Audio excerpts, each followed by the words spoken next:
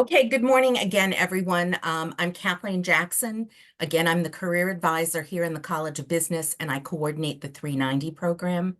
And Lynn and I are here with you today to cover the answers to some of the most common questions that we receive. Without a doubt, it's, I need a resume. How do I put it together? Or can you tell me how to make it better? And the other big thing that we hear all the time is, how do I find an internship? Where do I find an internship? How do I do a job search? So this is a key element in the junior career passport class that my guess is probably most of you are here because of that. And so we've tried so many different ways, but we find that this kind of a consolidated discussion about these topics is the best way to get through all the material that needs to be gotten through. So what we're going to do is we're going to begin by talking through a resume, just so that you know we have samples of all the majors, with the exception of BAI, on the College of Business webpage. And you can go to them. To get there, you go to the webpage itself. Then you go to student support. Then you go to career services. And then you'll see that one of the tabs under career services is resumes. And that's where you will see all these different samples that we're showing you. Now, if I had to take a poll, my guess is that all of you would say, I already have a resume. I don't even know why I have to be here. And I know that all of you have a resume, but my guess is that there is a way that you could make yourselves stand out more, that you can make your resume more strategic, so that it's going to help you get through the job search process. And so what we've done is we've taken all these tips and tricks that the employers tell us that they're looking for, and we've embedded them in documents, and that's what we're sharing with you this morning. Now, one of the things that we always hear about some of our samples, especially with Amelia as a marketing major, it's like, gee, my major is kind of creative. I don't really think that this document reflects who I am. And it is a little plain. I'm going to be very honest with you. It's a Word document that we created and we typed. And there's no bling. There's no color. It's not set up like a menu in a restaurant. It's not done from a template. And it's because we think that your best resumes are done when you put the work in and you create it, so that your strengths show forth in the documents that you're sending out to employers. It's basic because at this point in time, your resume has to get through scanning devices at different companies. And the scanners are quirky. They're looking for certain information in certain places. And if it's not there, it doesn't get recorded. I was working with a student one time and her name was totally over. She justified everything. So she wanted to do something different. So all of her contact information was over on the right-hand side. And when she went to scan her resume in, she goes, I don't understand. My name doesn't show up. Well, the scanner wasn't looking for a name there.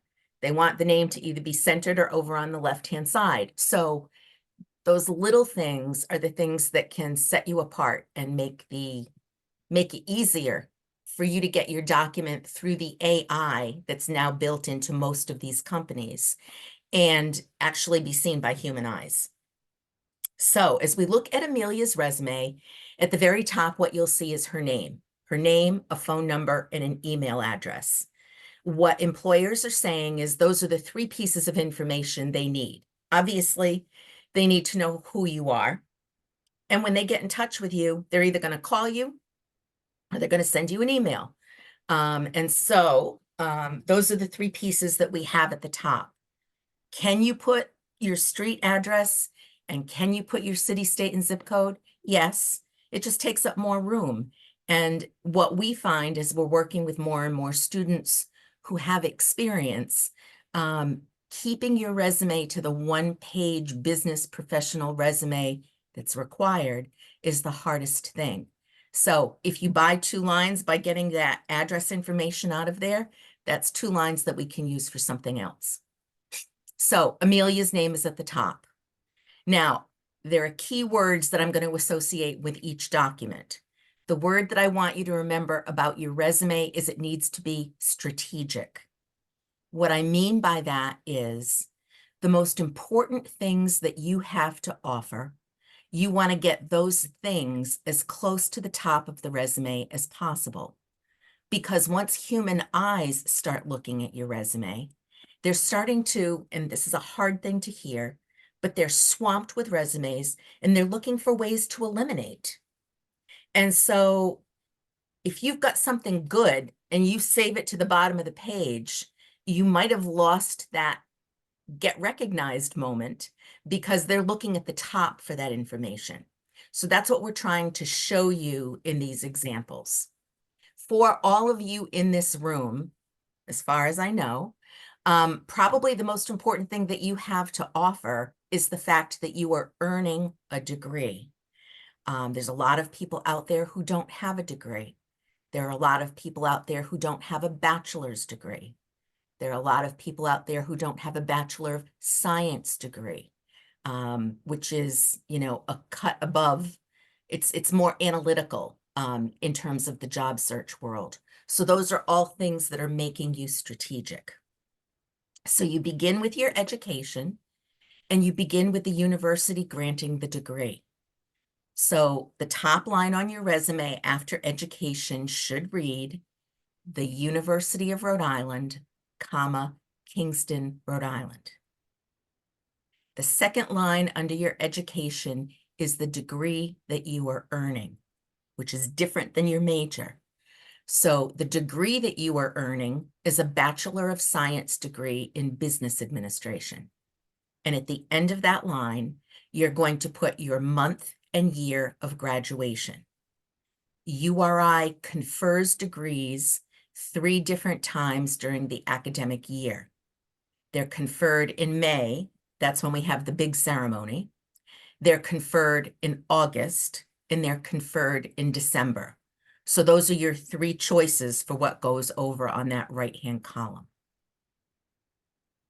The next line is where you put your major, which is really what you want an employer to know about. And so in this instance, Amelia's major is marketing. She bolded it so that it stands out. She also is pursuing a minor in public relations. She bolded that as well. On the next line, she has her GPA. The resume rule is that if you have a 3.0 or better, you put that on your resume. And if you have less than a 3.0, you leave it off. If you've made the dean's list, it's definitely an honor. It's an academic honor. You would list it and the number of semesters that you've earned that honor. If you've received any academic awards, honors, or scholarships that have a GPA criteria to it, you would list those up under the education section. And if you've studied abroad, you would list those things up there as well. Now, more and more what we're seeing is people who are receiving dual degrees, which means it's not 2 majors in the College of Business. You might be doing something in life sciences, or you might be doing something in health studies or in communications. So if that's the case, you're actually going to have 2 entries for that second line down. And the thing is, which one do you want them to see first? Do you want them to see business or do you want them to see communications? That's a personal decision for you and what the job description requires. And so you would then write Bachelor of Science in, or Bachelor of Arts, I believe it is, in communications, comma, and then over on the right-hand side, it would be your month and date of graduation. If that's what you're doing, so if you've got a dual degree, then what happens is your major moves up to the line where your degree is. So it would be Bachelor of Science in Business Administration, comma, marketing. And then the next line would be that other degree. if you're getting two majors within the College of Business, then where this says marketing here, it would just say majors, and you'd list both majors there. And we have an accounting person in the room. I know at least one. So Lynn, could you pull up the accounting? There's one other piece of information that always goes on the resume for an accounting person, and that's for students who are going toward public accounting, which means that you would be working to sit for your CPA. CPA requires you to have 150 credit hours to sit for the exam. And so the employers are telling us that they want to know how you're going to get to that 150 credit hour plan. It can either be by taking additional courses every semester that you're here, or it can be by going for a 5th year and getting your master's either in accountancy or taxation or an MBA or something else. So that's a piece that would go there. And the other thing that can go under your education section is you can put a line that says related coursework. And that would be you selecting 3 or 4 of your upper level courses that relate to the kind of job that you're looking for. That's usually done if you haven't had related experience yet. And what it does is it shows the employer theoretically where you are in your major studies, so they know what you're bringing to the table. So that's all I have to say about the education section, except you'll notice that, let me go back. 2 things I missed. If you came in with a 2-year degree, you're going to leave a double space after URI. So if you went to the Community College of Rhode Island and you graduated with an associate's degree, that goes under education. It would be Community College of Rhode Island, comma, Warwick, Rhode Island, the degree that you earned, your major program of study there, and when you graduated. And you don't put high school on your professional business resume, so that needs to come off. Lynn, did I forget anything now? I don't think so. I think you covered it all. And I just like to remind people at this point, as you're looking at the samples that we're going to show you, that you'll notice that the font is all the same from on the whole document. And also you'll notice the only thing that's really bigger is the name. It's 2 or 3 sizes bigger. So that's just something to kind of look at. Again, Kathleen reminded you that it's a 1-page document. And if you're looking at this document and you're thinking, gee, I have a lot more on there and mine's running onto the 2nd page, you can be looking at it from the aspect of, well, maybe the bullets could be single spaced, because usually Google or Word will default to a multi-space. So you can kind of single space all the kind of different sections, and that's really helpful for condensing a document. So just a reminder as you're looking at the different pieces. Yeah, great. Can we bring up the finance resume now? So after you get your education on the page, the next thing that you want to think about is, okay, what's the next most important thing that I want someone to see? Some of the majors within the College of Business have built-in certifications. You can check with your instructors as you go through to see if there are any professional certifications in your program. The ones that I know about are in finance and in supply chain. And in finance, if you're taking 321, you will have the Bloomberg Market Concepts certification as part of the coursework that you're doing. So it's important, if you've got professional certifications, it's something that helps you stand out. So you can create your own category there and move all those certifications like Bloomberg Market Concepts, Microsoft Office Excel. In supply chain, you've got your 6 Sigma. So you can create a section there and you can move those certifications, this professional knowledge that you have, means you've been approved by a board that works in your area, in your industry, in your area of interest. Move them up to the top so somebody knows that you have them. You can also do that with languages. You would change the heading title a little bit. And you can also do that with social media platforms or computer programs. So if those things are going to relate to the kind of job that you're interested in, create your own section and move those professional certifications up. After you get through that section, you're going to move on to your experience section. And all of you are at a different place in time in terms of the experience that you've got to put on your resume. Some of you do not have any related experience at this time. And so your next section down is simply going to be called either experience or work experience. And then in reverse chronological order, you're going to list the jobs that you've had while you've been in college, which means that you're listing the company name and where it's located and your job title and your dates of employment. And then you're going to use a bullet, just like you see here, a verb and a phrase to describe what it is that you're doing in the job. As you think about your jobs, you want to be thinking about, what did I do? What duties do I perform every day? What did I learn? Every place that you're working is a business.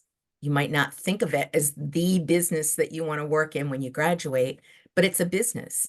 Dell's lemonade stand down at the beach is a business. It's a franchise that's owned by someone, and whoever owns it has to work really hard and strategically to keep it going.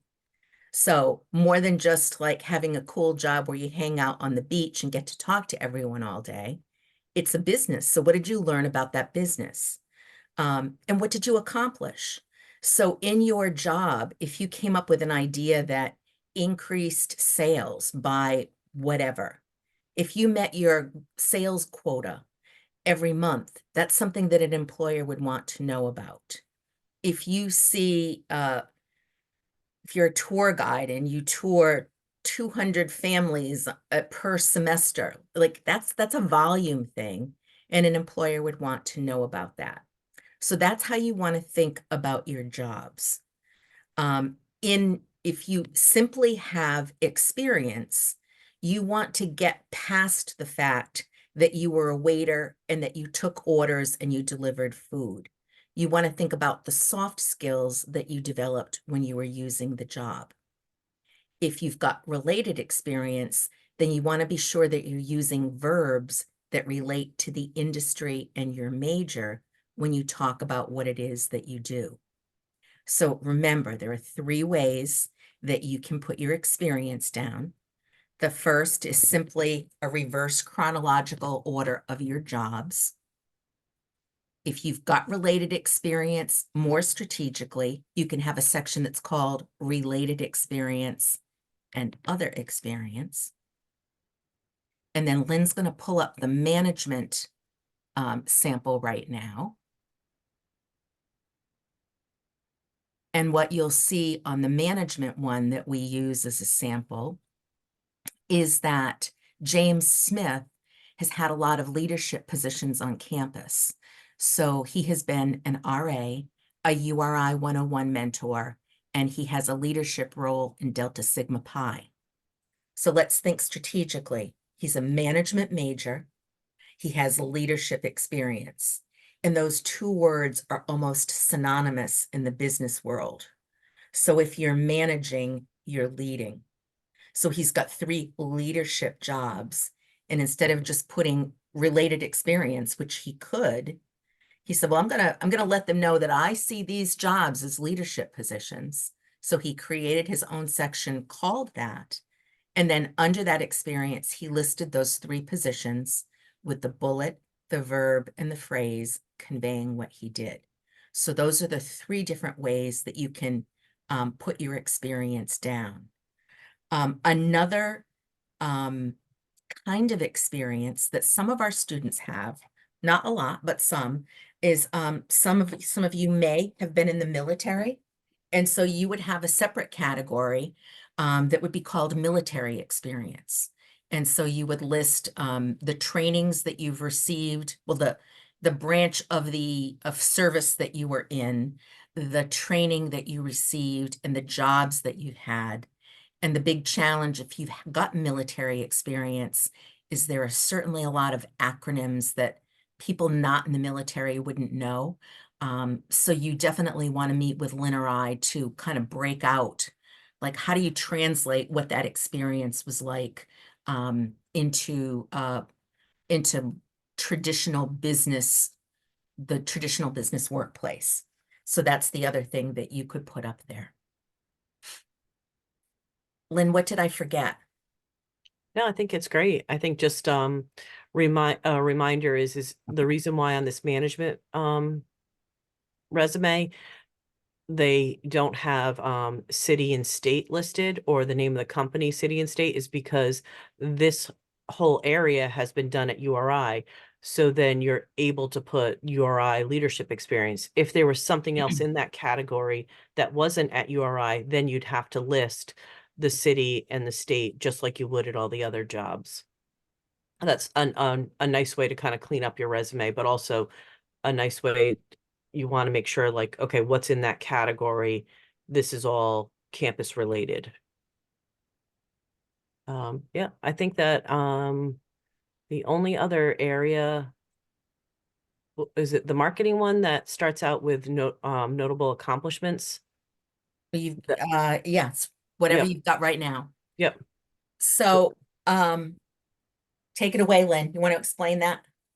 sure. So the other part, and that's why when Kathleen started this presentation, she said, make sure you look at all the different resumes, because each of them, the body of it's a little bit different. And you could be a finance major and have done a lot with case competitions, or as this example is a marketing major. So this is a way that they've participated in case competitions, and they've brought it up to the top of the page to show the employer or the job that they're posting for, this is kind of related experience, or it's this is what I've participated in that has to do with the job posting. So it's just another way to bring something up to the top of the resume and really highlight that you've participated in a national case competition. Talk about what you learned, that you worked in a group, and then highlight those in a bullet format. Do you want to add something else, Kathleen? Yeah, because as you were talking, I'm just thinking we just got that we get we get opportunities all the time. If it's a job opportunity, we tell the employer that they have to post the position in Handshake. If it's other kinds of position, if it's other kinds of things, like it's a case competition, it goes in our newsletter. So I just want to remind you that all of you should be getting the College of Business newsletter in your email, in your campus email, and it comes out every 2 weeks. Um, I know you get swamped with emails, but please take advantage, take some minutes and look at what's in there, because I'm amazed at some of the stuff that's coming across my desk right now. There is an innovation and entrepreneurship case competition that's broken down into about 6 or 7 different categories that students can apply for. And in applying for it, there's a monetary compensation for the work that you're doing if you're selected. So some of these case competitions you'll hear about in your class or through a club. Some of them you're going to read about in the newsletter. And the other big thing for you finance majors, although it's open to all majors on campus, is that the College of Business just became part of the Boston FinTech. I guess it's a consortium. I'm not quite sure of the exact word, but we're the only Rhode Island school that's part of it. So cool that we've been accepted into that program. And it's focusing on all of the fintech companies in the Boston area. And they're having a boot camp that's coming up. It's one of the 20s. It might be the 24th or the 26th. It's in the newsletter. And I sent something out to all sophomores, juniors, and seniors. So you should have gotten an email from me about this. But these key leaders and all these fintech companies are going to be coming together and they're going to be talking to students. So read about the opportunities, because that's how you get this notable accomplished section on your resume if you want it there. And let's face it, we're all looking for ways to stand out. If you apply and you're accepted, that's huge in and of itself. And then there's all the work that you're doing as part of that accomplishment. So that's all I wanted to say. I'll stop. And then I just wanted to highlight, as you were talking about other experience, sometimes when your resume gets really full, it becomes a one-liner. But then if you go over and you look at the accounting resume, this resume in other experience has become adding in your major language, like Kathleen had referred to. So this is an accounting resume sample, but then they're talking about financial records, and they're talking about maybe cash receipts and everything. We know what someone does at a pizza place. They either make the pizza or they serve the pizza or they take orders. So they've kind of made different connections with that are transferable skills that you would need in another job, working in a team, communication, those types of things you'll see in a lot of job descriptions. So that's a way you can kind of highlight that. So it's just important to kind of take a look at and see what you're trying to make that connection with the job posting and then your skill sets. And what we didn't talk is that very last section at the bottom, which is activities and community service. So if you belong to clubs and organizations on campus or in the community during your college years, you want to list them. You would begin with your leadership positions and then go back. If you've done community service or volunteer work, you want to list that there. And maybe you're one of the people that are financing really a significant portion of your tuition through employment. And if that's the case, that's something that you want to put on your resume. So you can either center it at the bottom, or you can put it up under your education section, and you could just have a one-liner that says financing 50% of education through part-time employment. And so because you're working, you don't have time to get involved with clubs and organizations. But it's something that demonstrates the fact that you've got excellent time management and organizational skills. So those are just some things that you can put there. Remember, activities would be clubs, organizations, fraternities, sororities, intramurals, sports activities. Any of those kinds of things would fall under the activity section. And now I think it's time for us to move on to the cover letter. Yep. And I just wanted to remind people, the URI 101 mentor, a lot of you do that, listed as a job because you do a lot of work there. Oh, yep. All right. So cover letter next. So if everybody that's on could be sure to mute themselves, that would be great. And the other thing I would say is you are at Student Success Day. Your I think they're almost done. We were supposed to be done at 9:30. Sophie, thank you. Lynn Finnegan and I are your co-presenters. Attendance has been taken by Zoom, and it will be sent to your instructors, and that's how you're getting credit for today's presentation. The way Zoom does it is they track your time in and your time out. And so that's what your instructors will be receiving over the weekend so that they can give you credit for attendance at this event. We're now talking about cover letters. And so a lot of people feel that cover letters have served their purpose and they're over. But I don't think they necessarily have. The reason why we still require you to know how to write a cover letter is that companies want to know that you know how to set up professional documents, because at some point in your writing career, you're going to have to write something that's going to represent your company. And the company wants to know that you know how to do it and you can do it professionally. So they use your cover letter as an example of the fact that you do know how to write a professional document. and they used your cover letter sometimes, especially maybe if you're in marketing and communications, it's a sample of your written communication skills. So you want to be sure that you know how to do it and that you set it up properly. What we did with Amelia's cover letter is we copied her header from her resume over to the top of a blank Word document. And what it looks like is she's got her own personal stationery. And this shows you how you can include your name, your street address, city, state, zip code, phone number, and email address all at the top of that header. What other people do, both on their resume and their cover letter, is they don't put their address in, but they put their LinkedIn link up there.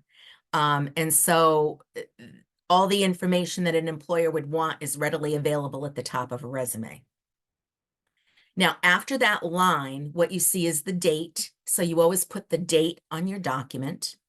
And then that next block of information is the company information. And this goes back to the time when cover letters were sent by snail mail, and the address inside matched the address on the envelope, but it's still set up that way. So that's how we teach it. You begin with the person's name. So who's the hiring manager? For the writing assignment that you've got coming up on Monday, we've asked you to go into Handshake and to find a job that's something that you would apply for, that you've got the skills for, and that you might apply for right now.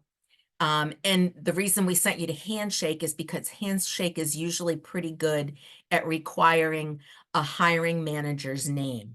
So you'll find a person's name, that person's title, the name of the company, the street address, the city, state, and zip code, and then you leave a double space. The next area of your cover letter is your greeting. So it could be dear Mr. or Ms. and the person's last name, followed by a colon. Sometimes you have a name and you're not quite sure of the gender associated. So you could simply put Dear Kathleen Jackson with a colon. When you're not looking at Handshake, sometimes you don't have a name.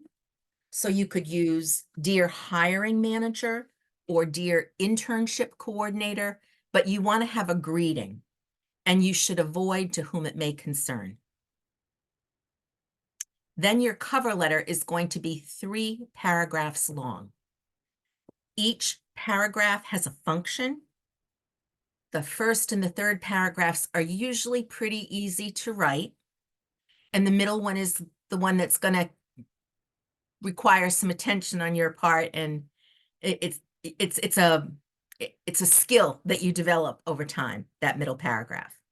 So in the first paragraph, you indicate the position that you're applying for, how you heard about it, and then you want to create some interest. So why do you want the person to keep reading your letter and to look at your resume? In the first paragraph, if you were referred by someone, you put that person's name in there. If you met that person at the job fair that's coming up, you want to include that. If that person came and talked in your class or at a club, you want to include that there. If you've just always loved this company and you follow them and you do a lot of research, you want to make some note of that in there. Those are all different ways that you can create interest. And your first paragraph is probably, I don't know, 3 or 4 sentences long. It's not a big one. The middle paragraph, and what I want you to remember about cover letters, is that your cover letter needs to be targeted. And what do I mean by that? I mean that you can't write one cover letter and send it everywhere. What's happening now with AI, what you have to do, and hopefully you'll be watching the short video that's in week 3 this weekend. It's called Beat the Bot. But there's AI that is built into every company's hiring system. And the HR people for each company are putting things in there. They're putting in keywords that they want to be sure their applicants have before they bring them in for an interview. So when you see a job description, you want to immediately go to the qualifications and the requirements. And the first thing that you want to do is you want to see if you've got those. Those are the key words, those words that they have on the left-hand column. Those are the keywords, and Lynn's going to show you in just a couple of minutes some great job descriptions, and we can talk about them. Those are the keywords that you want to be sure are in your resume and your cover letter. The them and me that you see on this document it's almost like a worksheet that I stuck in the middle of the cover letter. This does not go in your cover letter, but the concept behind it does. So you want to think about what is the keyword that they have, and then from your education, from your work experience, from research that you've done on your own, through clubs and activities, what is the best example you have that you possess that quality expressed in the keyword? And you want kind of line those keywords up, and they become the sentences of your middle paragraph. Now you can see it's a little bit more challenging, right? But that match and the writing, and then kind of making it flow so that every sentence doesn't begin with I did this and I did that and I did this. So you want to change that up a little bit. And that's where your instructor and Lynn and I can help you with that. That's how you build the middle paragraph of your cover letter. The last paragraph of your cover letter is a simple one. It almost always says either enclosed or attached is a copy of my resume that further outlines my experience. Thank you for your time and consideration. I look forward to hearing from you soon. And then you leave a double space and you type the word sincerely and you type your name. Now, with all your documents in the job search process, you want to be sure that you're proofing them for grammar and for punctuation and all those good kinds of things. It helps to have another human being proof your document before you send it out. Lynn's got her own tip that she uses that she's going to share in a minute. And if writing is hard for you, know that the Writing Center on campus is available to kind of help you think through what you want to say in your document. So you can just bring this sample with them and the job description and what you've got so far, and people there can help you craft and finesse what you've put together. But that's what goes into a cover letter. So Lynn, tell your secret and then move into the job search thing. Okay. So I like to remind people, this has to do with the job search. Part of it is that pretty much, as Kathleen talked about before, we're all going to need a resume. And we went over how your resume should be put together, some key things that we spend a lot of time correcting. When it comes to the cover letter, the idea is that before you start the application process, you probably should have a cover letter ready to go for that job posting, because a lot of times they're going to give it to you as an option to put in there instead of a requirement. Some it's a requirement, some it's an option, and some they don't even give you an area to put it in. So you just never know until you start that application process if you're going to need it, because it's all over the board of what a company wants. If it's an option, it may put you in a better candidate position if you've taken the time to do it. If you haven't done it and you don't add it, I don't know, because obviously I'm not hiring for the company. So you just kind of have to think about what's the best strategy to, again, move your documents up to the top to be seen and making a match. As Kathleen talked about, yes, you want to proof it. When you've spent a lot of time with any kind of document, whether it be your resume or your cover letter, sometimes you miss words, you spell things wrong, like you in your, forgetting the R can do that. So read every word on the page out loud, and that's really helpful. And then maybe give it to someone who's never seen it before, and then they can find any kind of grammatical errors that are in there. That's kind of the tip that I use for everything. the other part about your cover letter, like Kathleen talked about, is that this is an example of, how to put together a professional document. And it really matters that your body of the paragraphs are single spaced, not double spaced. You're not writing a paper for a class, that the spacing's correct in between where the address is and where the greeting is. All of those things matter because it's a nice, neat document. And then, as Kathleen talked about, having the heading be the same as your resume, when that document gets printed out or scanned in and given to the search committee, your documents look like they go together. And just a reminder that opening paragraph, if you've met someone at a career fair and they said to apply, if a faculty member has, connected you with a position, or, maybe Kathleen has sent out an email saying we want seniors to apply to this full-time job, definitely put those connections in there, because that's going to kind of bring your documents up higher in the list usually, because someone has asked us to do that. So that's kind of all that I have to add in about the cover letter piece. I'm going to open up let's see. So as Kathleen made reference to everything, if a company reaches out to Kathleen, myself, or pretty much anyone on campus, I think it's important to remind everyone that we always tell companies, post it in Handshake, we'll help promote it through our student newsletter. Instead of Kathleen sending out an email on Monday, I'm sending out an email on Tuesday. I don't know about you, but I get a lot of emails. So if I can help people condense it, it's better. So we always tell them we send out anything that we're trying to highlight in the student newsletter every 2 weeks, so that it can funnel it into one area. So I always say to companies, post in Handshake, it's fair, equitable to all, and then students know where to look. So if you log into Handshake, you will probably spending a lot of times between the jobs area and the events area. So in the events area, you can kind of use these buttons or tabs right across the top here. I have registered for this. That's why it's a green check. And I've registered for this. These are both 2 career events that are happening on campus. It's a fair. So that means employers have paid money to come to the fair and participate and reach out to students.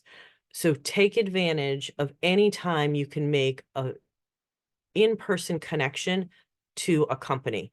A lot of times when you go up to that fair booth and you talk to the employer and you give them your resume, a lot of times they'll put a note on the back of it, and then they'll look for your application because they had a really great experience talking to you and they really want to bring you in for an interview. So you want to make sure you're taking those extra steps. So the College of Business has a career fair for jobs and internships in the fall and in the spring. I can't imagine that that's ever going to change because so many companies are offering positions to all of you. The main career office has a spring career expo, which is held in the Ryan Center. And that's for all majors across campus. And it's very fancy, big, 120, 130 employers. It's big. So you definitely want to use a strategy for both of these fairs, but particularly for the bigger fair, because you're not going to be able to go to all the employers. So I'll open up the URI Spring Career Expo just to show you. You can go in, you can see all the employers, you can see that right over here, I have favored and registered for the event up here on this top area. And then every single time, because I've registered for the event, and every single time a company adds, which if you saw this in January, there may have been 10 people there. And as it gets closer and closer and closer, more and more companies add. And so you would want to use any of the search filters over here. If you're looking for internships, there's 59 somethings posted. You can filter down to majors, industry, school year, or you can just simply look at different companies. So I know that these 2 companies are attending both of the fairs because I've been looking at them. So let's take a look at what the companies have put into their area for the fair. So companies have the access to put in this nice banner up top. They can put in all the information that they want a student to see. This company's put in a video. They can put in who and how you contact them. Sometimes there's tips for students who have worked there. And then they've gone the extra step and even put in the jobs that they're looking for right now, internships or jobs. And then you can kind of scroll down and you'll see that they are attending these two fairs. So that's why I picked that one, because they're in both areas. Let's say you're really interested in this company. You could go talk to them. You've taken the time to research them, and then you've taken the time to look at the jobs. And then you could have a more detailed conversation. I'm really interested in the HR internship for summer 2024. You've read the job description. You can go to the recruiters who are at the table and have a conversation with them about that. Now, let's say there's a company that didn't put anything in there. They may have a nice platform, but they don't have any jobs listed. So your conversation, when you went over to them, you could use your elevator pitch. You would talk to them, and then you'd ask them, what types of internships and jobs are you posting? That's how you would use the events area. So if you go over to the College of Business events, as this is loading, you'll see they're set up the same way. You can go in and see the employers just like the other fair. And then you can go through and you can kind of use the filters. And right now there's 41 different internships that are posted there. Something else with experiential learning, which it could be the same thing as an internship, just the company has put it in a different category. So that's how you'd use any of the fairs that are going on. You can follow employers. If I'm following an employer, anytime they put something in the system, I will get a message about that. So that's why you'll see there's little gold stars there. So the events area is a really great area to keep yourself on target. The system will remind you right before the event happens. It'll send you an email. And then on top of that, you'll stay kind of connected with that event. The other thing is that when the event is happening, we generate QR codes for all the employers who are attending. You can use your QR code. You scan it with your phone. It's at the table. And if the companies are using it and you're using it, it's like a perfect match. Student goes up, scans the code, company goes into Handshake, sees who attended their booth, then they can send a follow-up email and you stay connected. It keeps you organized of who you went to go visit. And so if everyone's participating and using it, it works out really, really well. I practiced at public accounting night. I scanned just one company's booth to see what would happen. They cannot tell if I'm an employee or if I'm a student. And I got a nice generated email the next morning from one of the recruiters thanking me for visiting their booth and then letting me know what jobs that they were actively searching for. And then it even said, if I had any questions, I could follow up with them and make an appointment with them. So that's like the perfect scenario of it working well. So I'm hoping that all employers use it, and I'm hoping that all students use it. There are some employers who are not using the Handshake QR code, but they are using their own QR code for the same type of reason. So definitely take advantage of that. It's fairly new to the system. The other things that you can see under events is we have the supply chain night coming up soon. You can go in and use the system the same way. Registering for an event lets us know how many people are anticipating coming. You won't get in trouble if you register and don't show up, but it's nice to kind of have a pulse on how many people have seen it, how many people have registered. So definitely make every effort to register, and then it messages you. If I wanted to bookmark something, I could simply just bookmark it with this, and it will kind of remind me about it. What you'll see here is when you start looking at some of these events, they're virtual. So employers have been able to pay Handshake an extra level of access, and they can post virtual events. So you'll see a lot of companies are doing that, and you'll see maybe 800 students that are already signed up. And a lot of times it's how they will educate you on how to their recruiting cycle, what your documents need to be, how to prep you for an interview. So definitely take advantage of those. And they are virtual and they really have nothing to do with the university. They're being held independently by that company. You'll also see that there's an employer kind of drop in Roosevelt. So that's where the main career office for all the campus. If you are interested in Lifespan, wanted to go talk to someone about this company and the opportunities, that would be a great place to go talk to someone about Lifespan. We in the College of Business have named it the Corporate Corner. So you might see that sign downstairs, and sometimes there'll be a company. In the fall, we were doing it pretty much Mondays and Wednesdays. It seemed like it was pretty consistent, and it usually kind of upticks right before one of our fairs.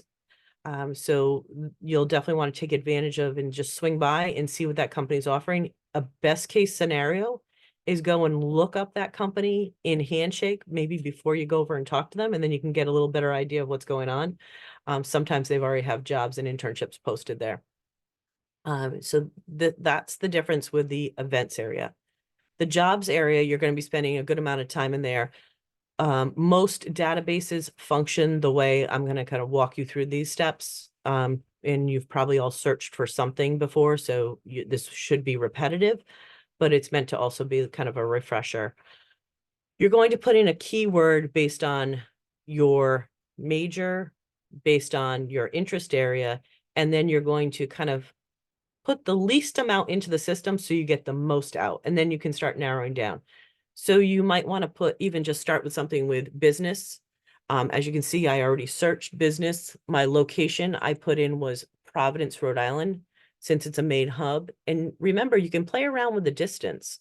So if I wanted to cover most of Rhode Island, I'd probably put it like 50 miles. If I really wanted to be a little bit closer to Providence, then I could maybe do 10 or 20.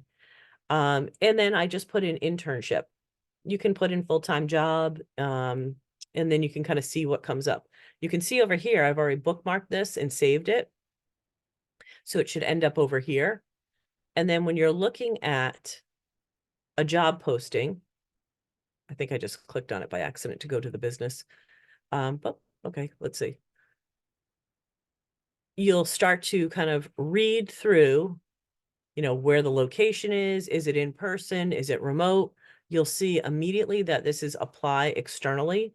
So most likely, it's going to redirect into their database system. So you'll probably have to put a profile in. And then you can kind of read through what they're looking for. There's different bullets here that you're going to want to take note of, make a connection with your documents that we just talked about. And then you can go through, even read more about anything else that they want you to know about. And then let's say you go and apply to it, but you also are really interested in this offering. You can go and see similar type opportunities and you can apply for those too, or you can save them.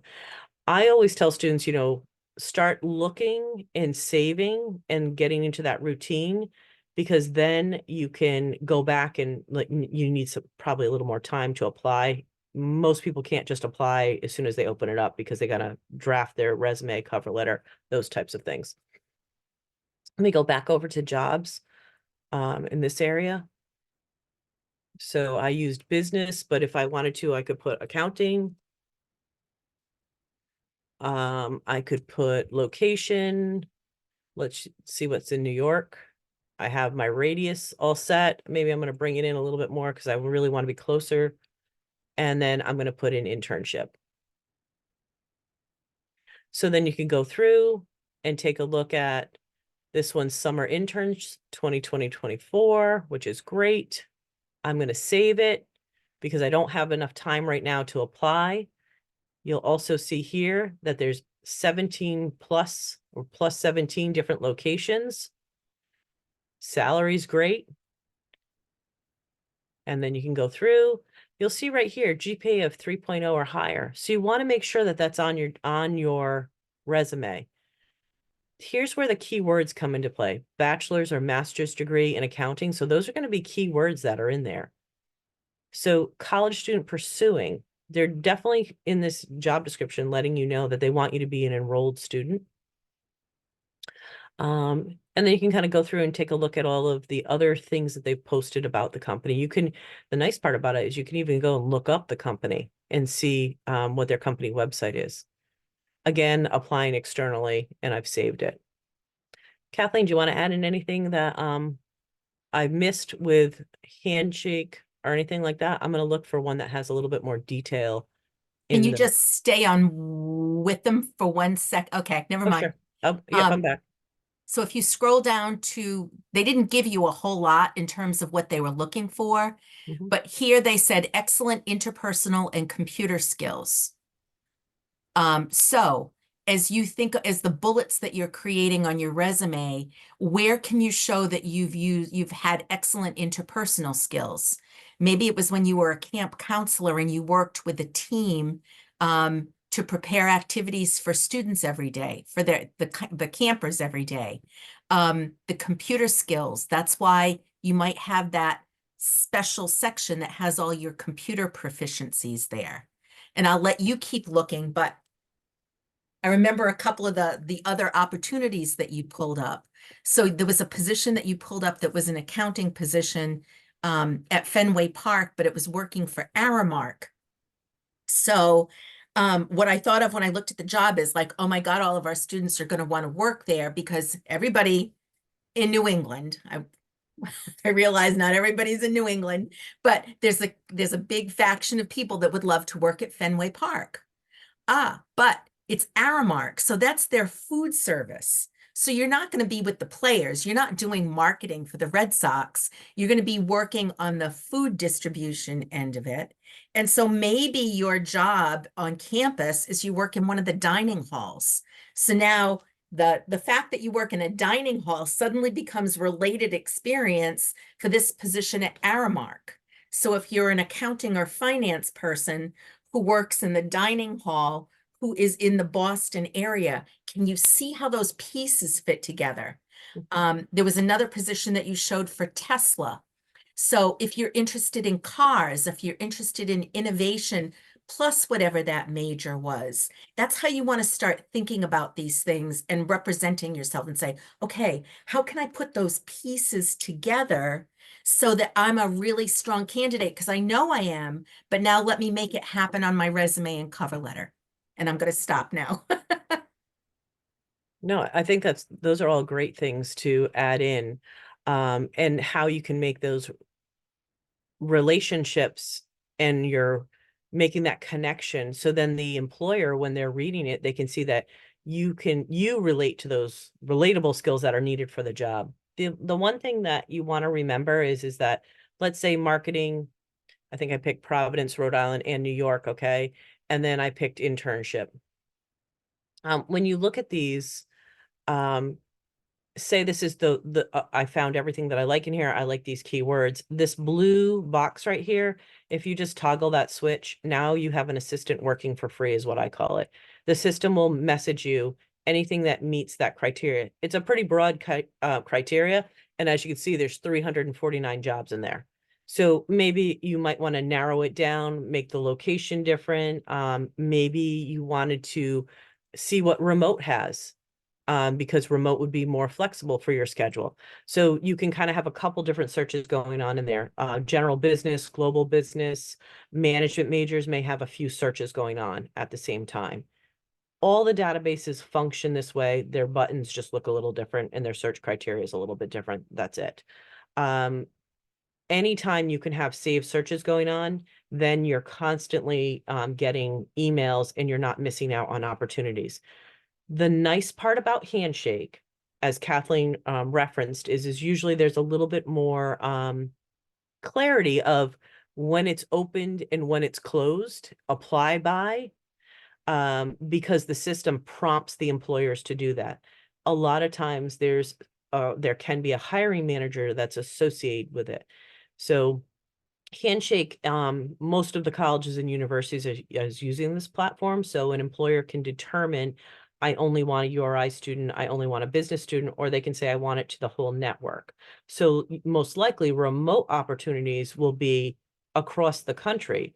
I've had multiple times I've had students who are working for a California company. They're at home over in the summer in New Jersey, but they're getting this great experience through a company that's based in California, and they didn't have to pay to live there and move. So just depending on kind of what you're looking for in that piece. So remember the little toggle switch here. When you go into LinkedIn, and obviously LinkedIn, I've already put in finance internship in New York City. You're going to be in the jobs area. And again, just to remind you, there's this one little area here where you can toggle that switch and you can get emails back. The different filters in here could be, you could look for companies. So maybe there's a certain company that's down the street and you want to see if they're offering any opportunities. You can look here in this area, or you can actually go just to the company website. There's an easy to apply button, which usually means that it's really easy, like uploading your resume, filling out a few questions, and boom, it's done. What you'll also see is that this was posted 4 weeks ago. There's 66 applicants. And again, who knows where else they're posting any of these opportunities. So it gives you a little bit more information in some areas. The main thing with all of these jobs, whether you're using LinkedIn, Indeed, Handshake, once this opportunity has been closed, you usually can't find it again. So in order to stay organized, I always tell students to copy the job description, put it onto a blank Word document, save it onto your computer, and then put whatever resume you sent there to them, whatever cover letter you sent, and anything else you needed to send to them. And maybe put a note, applied in LinkedIn on February 10th, applied in via Handshake in the Handshake application, like it wasn't an external one. It's really common to keep getting and seeing the same job postings, maybe because your search is the same. And then you're like, that looks really interesting. I wonder if I applied. And it's really common to apply for 10, 15, 20 different things. So that's the part where you definitely want to stay organized in that sense. So you'll see the same type of activity where you're going to go in and you're going to look at the various jobs, read through.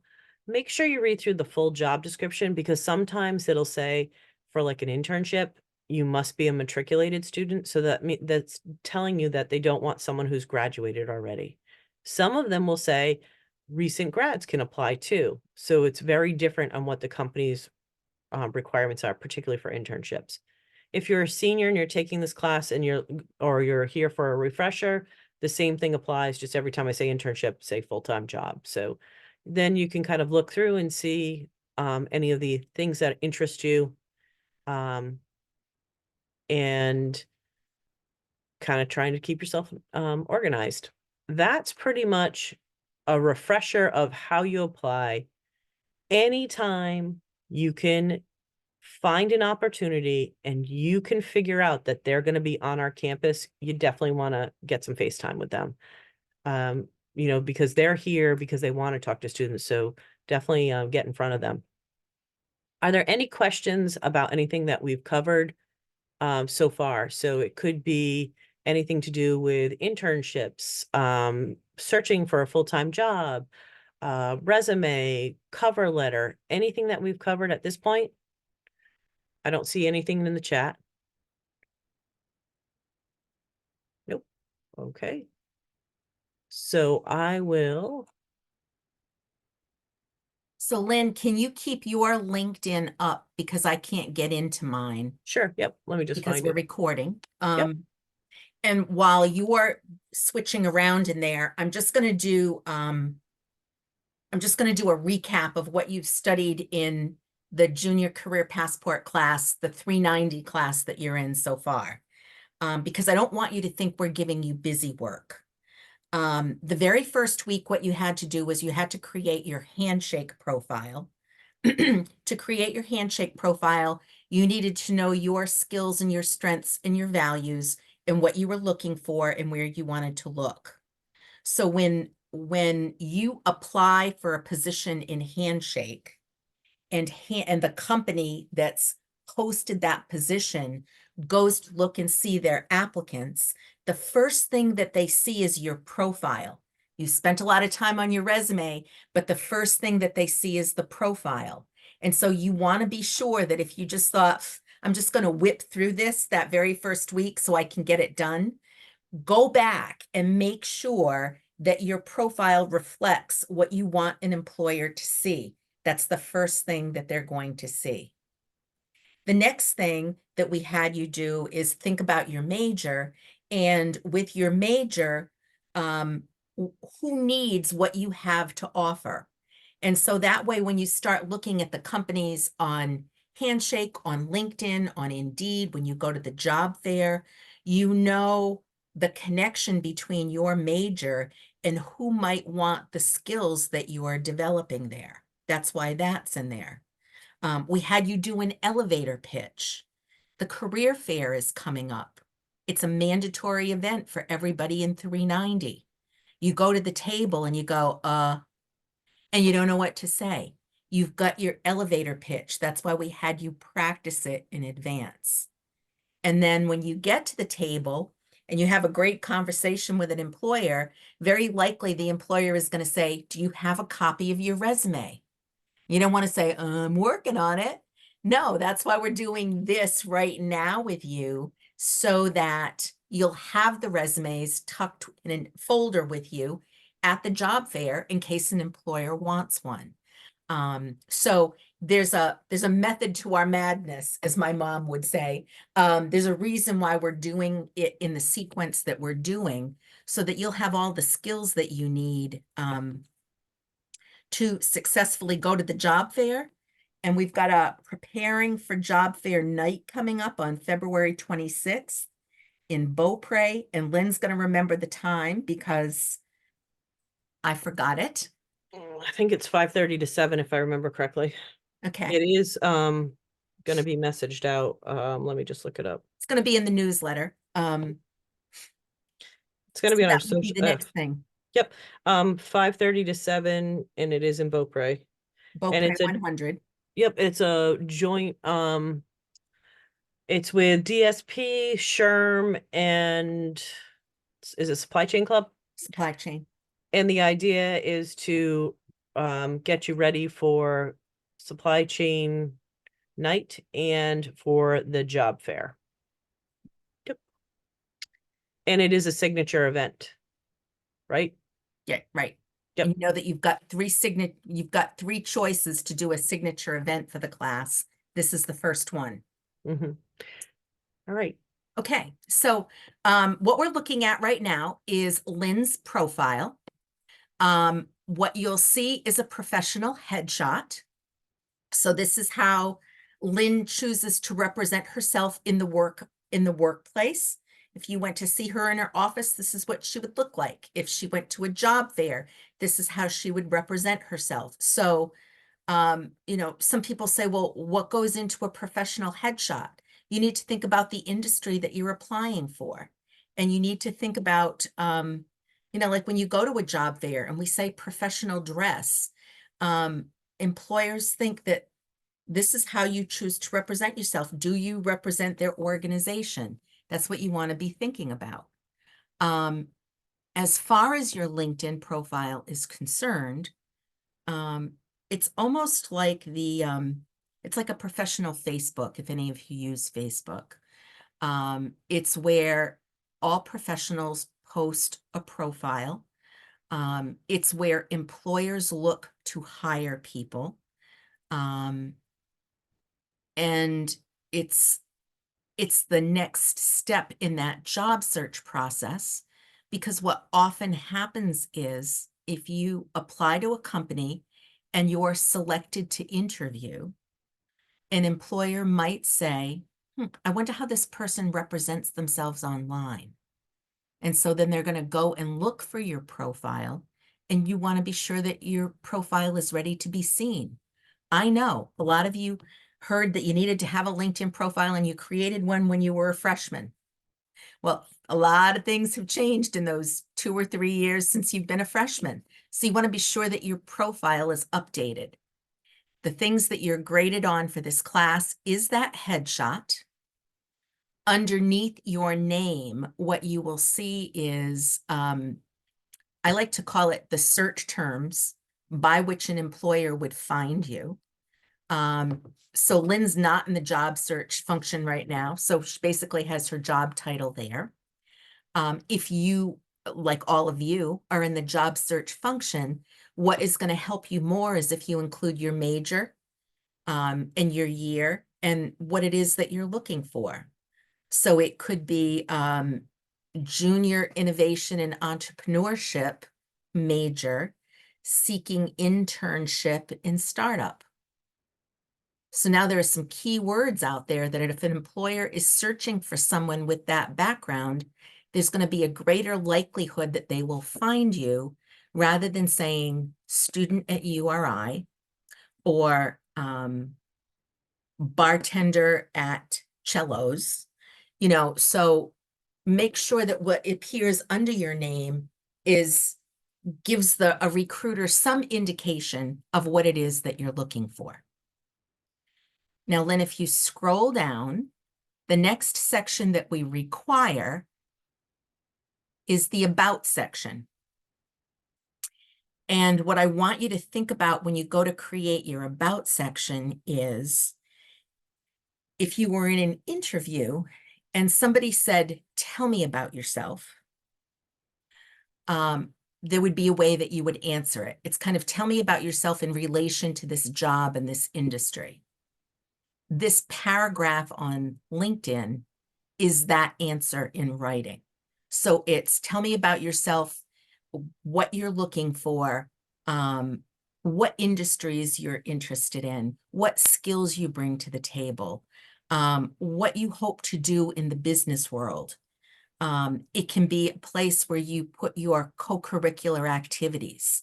So if you're very involved with a lot of organizations, you can talk about how you really enjoy working with people, and that's manifested in these clubs and organizations that you've been involved in. You can put your Clifton strengths there. So it becomes an area where you just expand on what you bring to the workforce.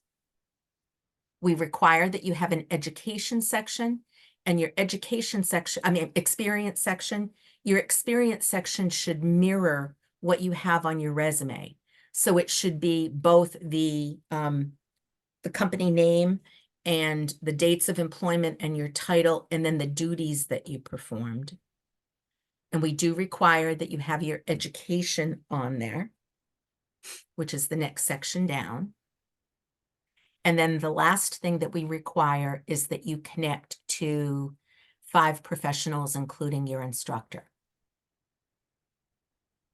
Now, if you go up, now we're going to talk about optional sections. So in that top section, you'll see that there's a blue bullet, I guess.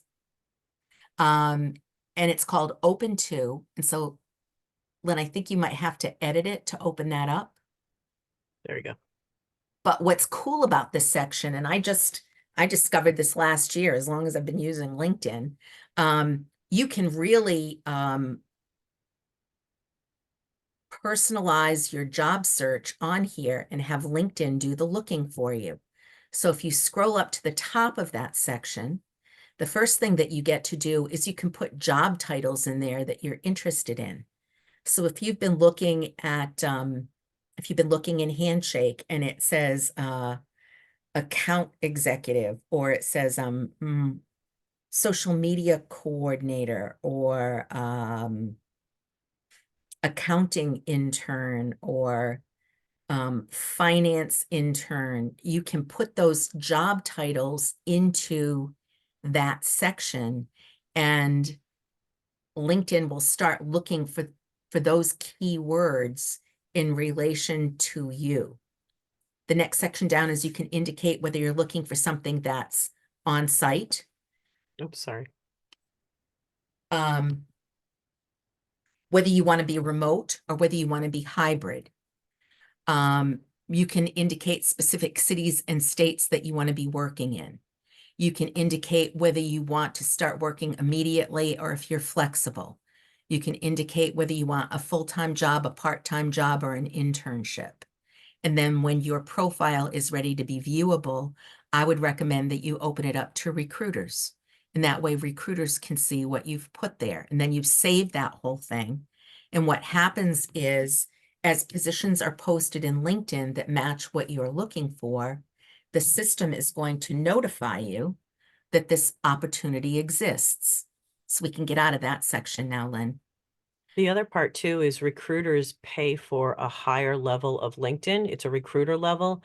So the keywords that you put in to your heading, to what you're open to the about section, all of those key indicators are pulled out for the recruiter, and then they'll reach out to you and try to recruit you. It could be a staffing agency that's doing it that way. It could be a recruiter for a company, because they're all kind of tasked with, we need to fill the marketing coordinator position. We need to look for people who are graduating with a marketing degree, where they look geographically and they look for keywords that are in your LinkedIn. So like a really great thing to put for a senior could be, graduating senior University of Rhode Island, and then you could put something of kind of what you're, aspiring for a full-time job in tax accounting or something like that. All of those keywords in that heading will kind of prompt the system, but also prompt the recruiters. So Lynn, if you scroll up just a little bit more above your name. Oh, sorry. So I'm on LinkedIn a lot. I'm on LinkedIn because I've been at URI for 13 years. And if you think about, I'm connected to a large number of the graduates that we've had in those 13 years. I did the math. It's like, oh my God. It's like I've been in touch with thousands of people. And so if you connect to me, if you connect to Lynn, who's been here almost as long as I have, you're connecting to our network, and that's powerful. So to give you an example of how we do it, Lynn, if you go up to that search tab right at the very top, let's put in BD. So let's say that you were looking for a supply chain, or you were looking for an opportunity in the medical device industry, or let's say, you see them at the job fair and you go, boy, this company is always here and they've got high energy and I want to know more about them. So you can go in and you can do a search for that company. And what you're going to see, so if you follow it down, it's a medical equipment manufacturing company. They're based in New Jersey. And then right under that, you'll see that Lynn has 5 connections. So let's see who they are, Lynn. Yeah. And so here they are. So by connecting to Lynn, you can see who her connections are. So there's somebody who's working on an MBA. There's somebody who's working in buying and planning.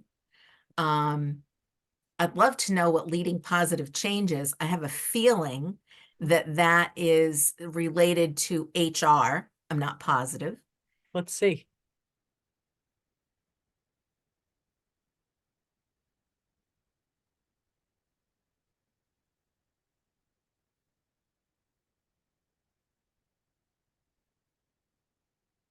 If you click on his BD title, does it say more about what he does, or is that it?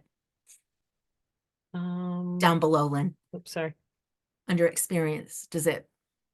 Nope. Okay. Nope. But you Okay. could say, gee, I think it's really interesting. I saw your profile on LinkedIn. What does somebody do with that title? It sounds really interesting. Mm-hmm. And it's not creepy. No. But that's how you can work LinkedIn so that it's working for you.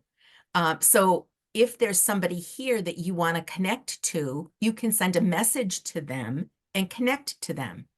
If you meet them at the job fair, get their names and connect to them when you go back to your room or your, your apartment or whatever, and connect to them and say, it was great meeting you at the job fair. I was really impressed by what I learned at your company. I would love to connect with you.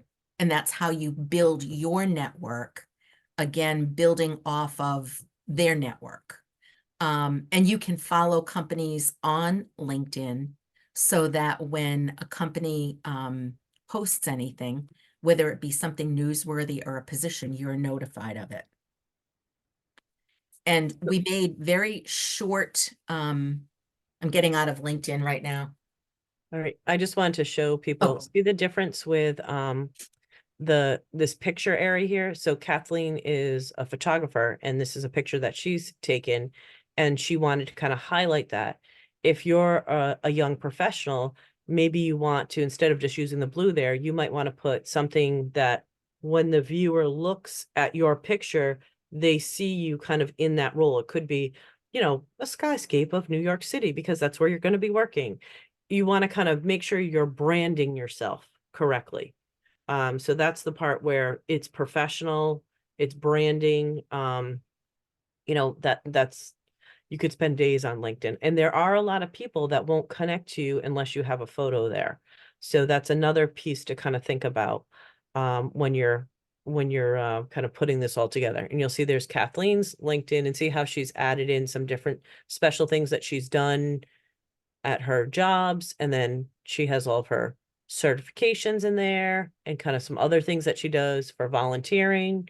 And then she has endorsements. We had a student who asked about endorsements. Yes, they're good. And they're great to have them or recommendations in LinkedIn too. All right. We only have 3 minutes left, so I'm not even going to try to tell you about thank you letters, thank you emails, except to say that whenever you have a job interview, you want to be sure that you send a thank you note before the end of the day. The sample thank you is in the class, and you can also find it on the College of Business webpage under student support, career services, and then you would go to interviewing, because typically you're sending the thank you email after an interview. The It's the document, most common time you send it.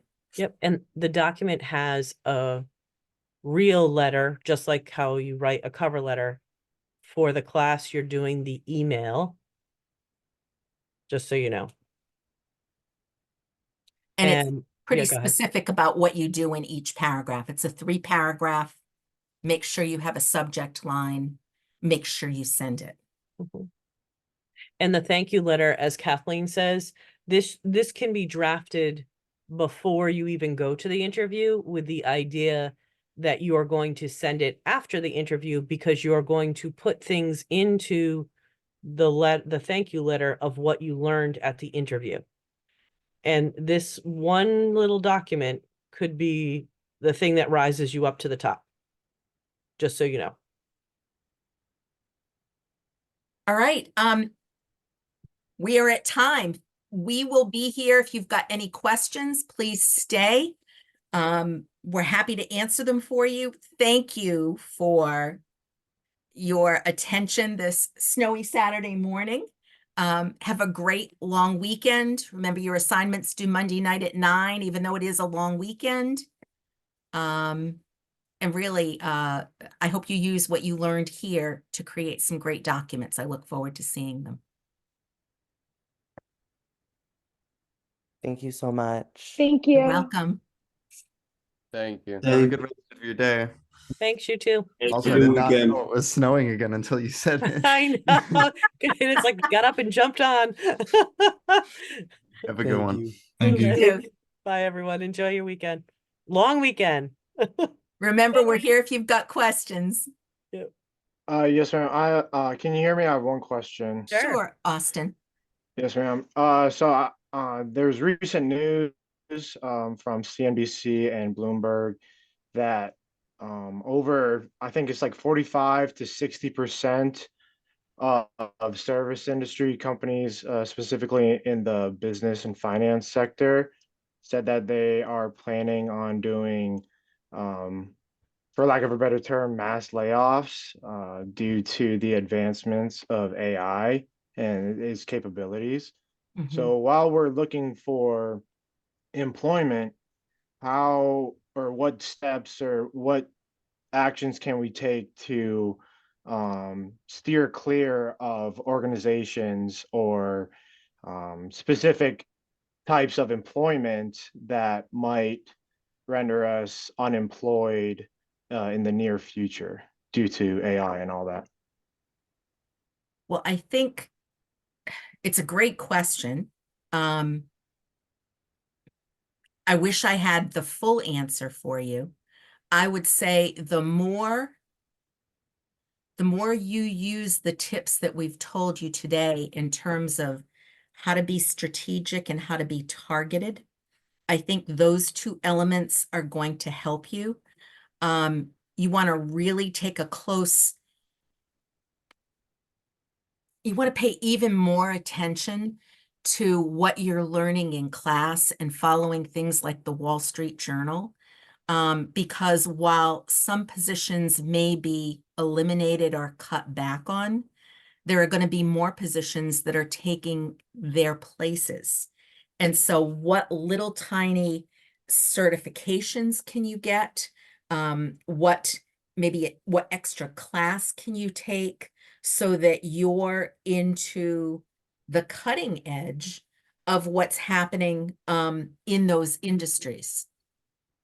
So, am I guessing, Austin, that you're a finance major? No, ma'am, I'm a supply chain management major, but I mean, I feel like everything within the business realm falls under heavy analysis of data. Sure. And with AI and all of its capabilities, it's going to be able to analyze data, billions of times better than the average human can. So it's one of those things where I love supply chain management and I love what it offers to our communities. But ultimately, if each uh 3PL or any type of logistics company, if they only need 10, 15 employees, and then AI can do the rest, it's just one of those things where, and I didn't even think about like getting additional certifications like within AI and to list that as well. But The other thing too is thinking about AI is, don't get me wrong, it's like you can go onto Chat GPT and you can have something done in a second. But then is that whatever it produces, whether you're asking it to produce a cover letter, whether you're asking it to produce an essay, is that you have to be able to understand it, read it as a human being and say, is this correct? Or make it your own. So that's the part where, the certification piece I think is really important, but then also understanding how supply chain can fall into different industries. So let's say you go and you work for an Amazon and they cut layoffs. But how can you take that supply chain degree and apply it to maybe a hospital structure? Because the hospitals were busier than ever during COVID. I mean, they couldn't keep up with the demand, they couldn't keep up with the supplies. So understanding where, and this is for every single person's degree, where your transferable skills are and how you can use those in different industries. Because a lot of times people get stuck and they say, oh, if I go into accounting, I can only work for the big four. I can only work for this type of company. But accounting exists everywhere in every business because we all have to, reconcile our books and everything. So thinking about those transferable skills and working for a small business versus a big business, and supply chain falls within that area. So think about, Kathleen gave the example at the beginning of this, Aramark working for the was it baseball industry, how supply chain overlaps into that area.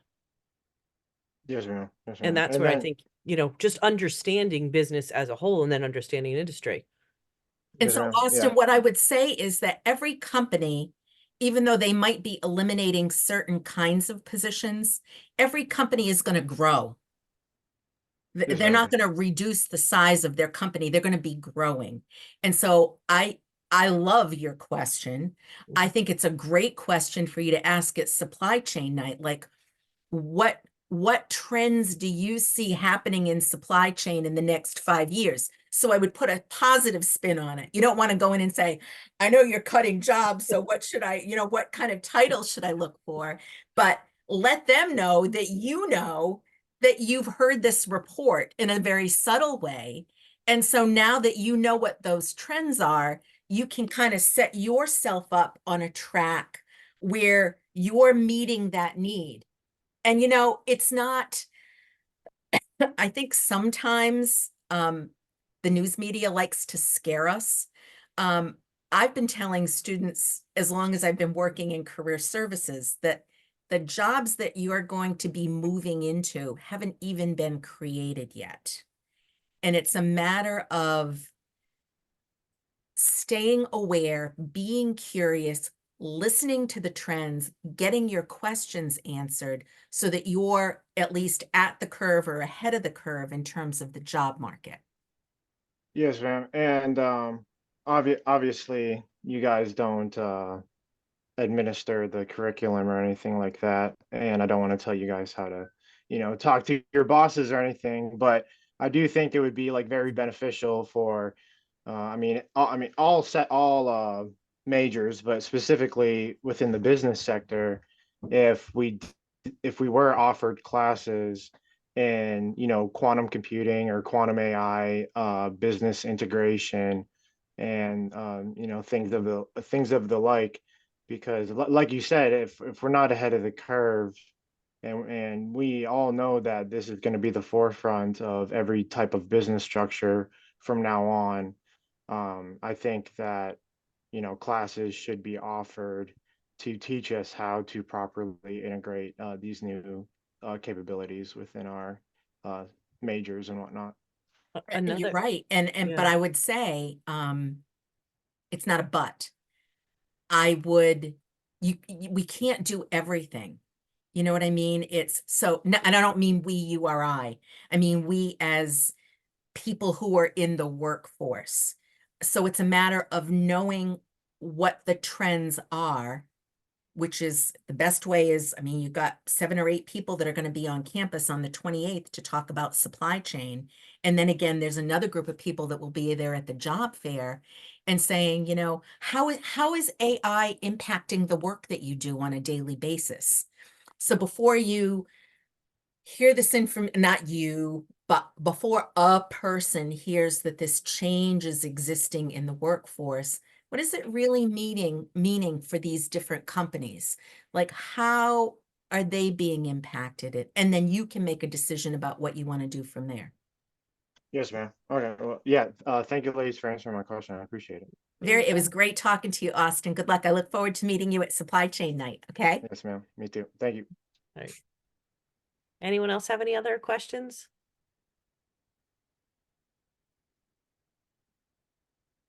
Anthony, Tyler, Sydney. I'm going to stop recording. Okay.